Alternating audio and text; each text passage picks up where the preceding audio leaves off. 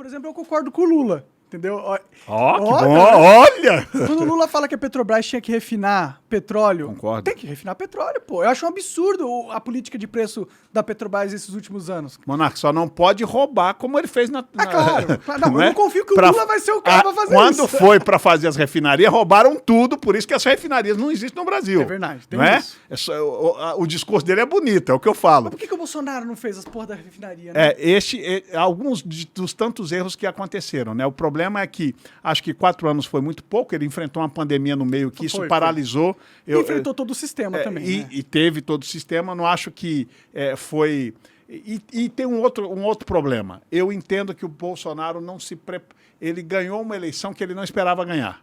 Então ele teve que montar o time andando. Entendi. Ele teve que montar o time andando, e quando esse time começa a ser montado, ele montou um time técnico, diferente do Bolsonaro, do Lula, que está escancarando que o dele é político. E quando é político, a gente sabe para que é.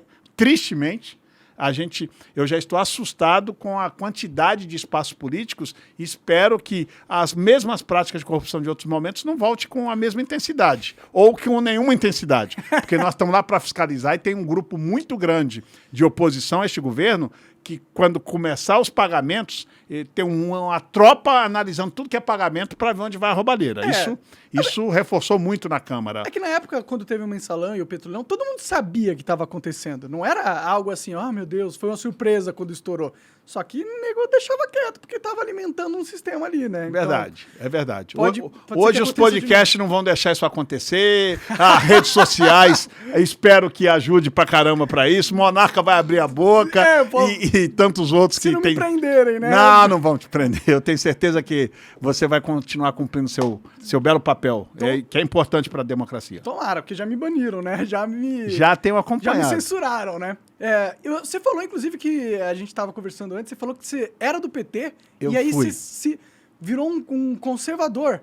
Olha só. Como que acontece isso, cara? Eu tô curioso. Isso acontece, eu acho que acontece com quem é de bom senso na vida. Pode crer. Eu, como todo adolescente, com tino de liderança natural, era líder de classe, que a gente começa assim nas escolas. Na época, logo depois da redemocratização, eu não sei nem se hoje ainda existe com a mesma intensidade, mas a gente tinha os grêmios estudantis nos colégios. Aí eu presidi grêmio da escola, eu morava nessa época no interior de Minas Gerais, presidi grêmio na cidade de Tuiutaba, no Triângulo Mineiro, e depois fui o presidente da União dos Estudantes na cidade. Todo líder estudantil, os sindicatos professores doutrinavam o coitado. E eu fui um doutrinado. O sindicato de professores me viu como líder estudantil, me cooptou e falou assim, você tem que vir com a gente. Pagavam para eu ir junto com eles para Belo Horizonte para ajudá-los nas greves que eles faziam. Entendi, te alistaram ali. Me alistaram imediatamente. Sim. Eu, como estava começando, adolescente, entendi que aquilo fazia parte... Até como experiência, eu acho que nem foi ruim, na verdade, né? Foi bom. Na verdade, serve muito para mim hoje, ter passado por lá. E aí foi justamente logo na época do impeachment do Collor. Eu era segundo secretário da UBS Minas, e o Collor veio o impeachment, Lindenberg era presidente da UNE, eu fui cara pintada e fui petista naquela época. Mas logo em seguida nós elegemos na nossa cidade o presidente do sindicato de professores, nessa cidade. Ele tinha, eu me lembro como se fosse hoje, o tempo passou, um Corcel 1 azul metálico. O cara mal ganha o primeiro mandato e aí começaram as denúncias de corrupção. Entendi. Em menos de 2 anos o cara já tinha casa nova, carro zero, com salário de vereador de uma cidade de 100 mil habitantes. Quando eu vi aquilo, eu já entendi que não adiantava o discurso do PT e a prática era outra, que a prática da corrupção já existia ali, no Nascedouro. E ali eu fui antagônico, radical e me filiei. Isso eu era adolescente, naquela época ainda não votava com 16. Eu logo na minha primeira filiação, quando fiz 18 anos, já me filiei no PSDB à época. Pode crer. Porque era o antagônico antes de Fernando Henrique ganhar a eleição. Então, logo depois, Fernando Henrique ganha e a gente vê essa história de lá para cá, vocês já conhecem bem o que aconteceu com o Brasil. Então, ali foi a minha ruptura com a esquerda. Ver um vereador que eu ajudei a eleger, que eu acreditei, um presidente do sindicato de professores, se corromper em menos de 2 anos. Pode crer. E aí, depois disso, eu me dediquei a uma vida, saí da vida política, né? Fui viver minha vida sem estar na política e só voltei para a política muitos anos depois. Ah, é? Quantos anos depois você voltou? Olha só, eu sou filho de pastor, sou evangélico e por conta disso eu não queria ser pastor. Eu conheço a vida, é um negócio de um desafio muito grande, mas tive um trato de Deus muito forte, pessoal comigo. Entendi que eu também tinha uma vida eclesiástica para ser desenvolvida. E aceitei o desafio depois de um susto, de que eu quase morro, num choque elétrico, que eu tinha também um chamado para essa área eclesiástica. Eu queria ser advogado, ganhar muito dinheiro, não me envolver com vida eclesiástica e pronto. Mas acabei, Deus, para aqueles que acreditamos em Deus, teve um trato muito duro comigo, eu aceitei o desafio e acabei sendo missionário durante 8 anos na Argentina, numa cidade pequena, no noroeste argentino, chamado Coronda Santa Fé, uma região muito pobre, e fui para lá como missionário 8 anos. Meus 2 filhos, inclusive, nasceram na Argentina. Neste período, aí eu me dediquei à vida eclesiástica, falei, política nunca mais. Volto ao Brasil e fui fazer política eclesiástica, porque existe a política também de convenções de pastores e tudo. É a política de base, né? Não, essa é a política diferente de todas, tá? É a política do clero. Na Igreja Católica ela é um pouco mais alta e na evangélica também não é muito diferente. Entendi. Existe um negócio que interessante isso aí, hein? Pesado, interessante. Existe a política. Por quê? Onde está o ser humano, Monarca? E esse é um detalhe muito importante. Instituições humanas, elas têm falhas em todas. Quando eu faço críticas, por exemplo, à Igreja Católica Apostólica Romana, são as falhas humanas. Eu respeito muito o que é divino, o que é sagrado, eu tenho fé, sou um evangélico por convicção, mas a gente entende que todas as instituições teve a mão do homem, vai ter falhas. Tem falha na Igreja Católica, tem falha na minha igreja evangélica, tem falha em todo que é lugar. Mas o que mais importante no meu caso é a questão da fé que tenho em Deus. E neste caso, quando eu pensei que estava fazendo a política eclesiástica somente, conheci um personagem muito conhecido no Brasil chamado Pastor Silas Malafaia, que eu não conhecia. E ele me convidou para ser um coordenador de eventos dele no Brasil e fora do Brasil. Fui trabalhar com ele como coordenador de eventos. Com 3 ou 4 anos que estava lá, ele falou, eu apoio um rapaz aqui que é deputado federal, mas eu estou querendo uma pessoa mais ligada a mim e que eu tenha um relacionamento maior, porque eu já fui avisado que eu vou ser perseguido pelo PT. Então, como eu vou precisar de alguém lá para ser uma voz... Isso era que ano? 2012. Entendi. 2012. Vem a eleição aí, se prepara, filia num partido, eu vou tentar transferir votos, você já tem o seu trabalho, junta essas coisas e vamos ver se você se elege. E aí foi quando eu vim candidato em 2013, 2014 foi a eleição, não é isso? E quando 2014, também pós 2015, primeiro mandato, fui eleito com 104 mil e alguns votos no estado do Rio de Janeiro, a minha primeira eleição.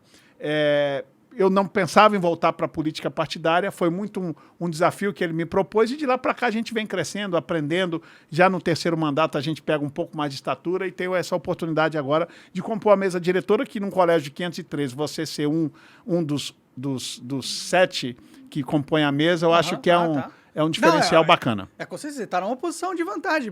Por isso que eu fiquei surpreso, porque estamos no governo Lula e um cara que é de direita está numa posição importante. Parece que o Lula não tem tanto poder, foi o que eu pensei, entendeu?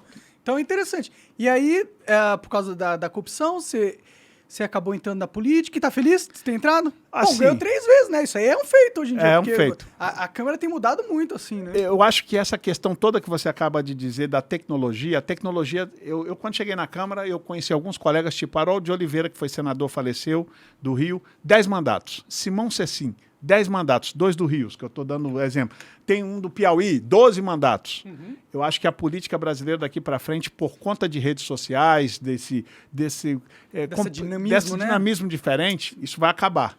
Por quê? Porque todo mandatário tem desgastes. Você vai numa votação, você sempre vai ferir algum interesse de algum eleitor seu. Sim. Quando, por exemplo, eu tive que votar lá, no ano passado nós fomos votar piso salarial para enfermagem. Ah, tá. Eu tenho um monte de eleitor enfermeiro, me pressionaram de tudo que é lado. Eu não acho, e falei para muitos deles, que eu vou falar aqui para você, eu falei para eles. Falei, eu vou votar, mas eu acho que vocês não vão conseguir nada, porque está errado, não se bota piso de salário por projeto de lei. Isso é lei de mercado, isso não é... Bota a lei e não é na canetada que se decide. Fizemos a canetada, Bolsonaro foi lá também pelo mesmo problema, sanciona, não estão cumprindo. O STF vai lá e anula. Não funciona na canetada. Mas, às vezes, o eleitor brasileiro, às vezes, não está preparado para ouvir a verdade. E por isso nós temos maus políticos no Brasil. Que, inclusive, vocês fazem esse trabalho de conscientização política aqui. Isso é muito importante, porque vai ser natural que alguém que você vote, em algum outro momento, vote alguma coisa que te desagrada. O que este político não pode fazer é abrir mão da espinha dorsal do que ele acredita. Se ele é liberal na economia, ele tem que se votar dessa forma. Se ele é progressista, ele vai ter que votar daquela forma para o seu eleitor. Se ele é conservador, idem. Então, assim, eu entendo que a política, nesse dinamismo, nessa interação que as redes sociais têm colocado, nós não vamos ver mais políticos com 2, 3, 4, 5, 6 mandatos como era em outro momento. Agora, a pessoa tem que se reinventar. Aliás, vocês aqui é uma prova disso. Tenho certeza que só de aparato tecnológico, se vocês não se atualizarem uma vez por ano, vocês já ficam desatualizados para continuar fazendo o que vocês fazem. Se a gente quisesse ficar no último da tecnologia, todo mês a gente tem que se atualizar.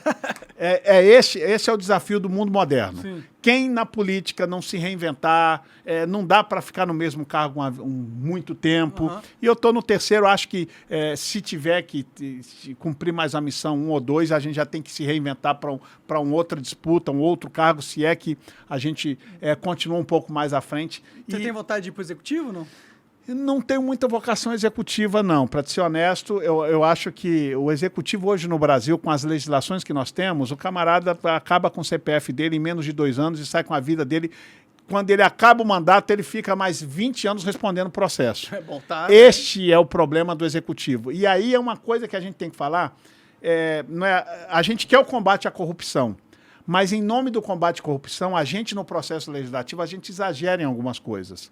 Eu acho que hoje nós temos um Ministério Público que é importante para a democracia, não desqualifica o trabalho do Ministério Público, mas que tem praticado alguns exageros. E quando pratica exagero contra o Executivo, isso traz um trauma. Eu, por exemplo, te confesso que estou na política, mas penso muito e não teria o desejo de ir para o Executivo com receios.